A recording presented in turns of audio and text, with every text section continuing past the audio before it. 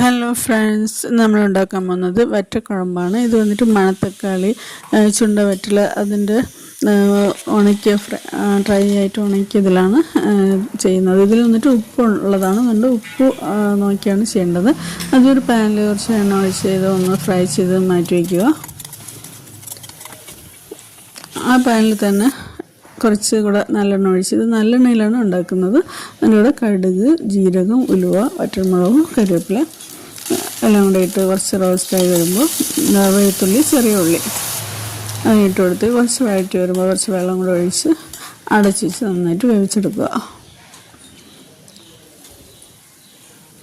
എന്നിട്ട് ഇത് വന്നിട്ട് കുഴമ്പ് പൊടിയാണ്. ഇത് നിങ്ങൾക്ക് വേണമെങ്കിൽ ഇത് കടയിൽ വറ്റക്കുഴമ്പിൻ്റെ മിക്സ് കിട്ടും, അല്ലെങ്കിൽ ഇത് കുറച്ച് അരി, കടലപ്പരിപ്പ്, ഉഴുന്നപ്പരിപ്പ് ഇങ്ങനെയൊക്കെ പൊടിച്ച് ചെയ്യുന്നതാണ്. അത് അല്ലെങ്കിൽ നിങ്ങൾക്ക് സാമ്പാർ പൊടിയിലും ഉണ്ടാക്കാം, ടേസ്റ്റ് ഉണ്ടാവും.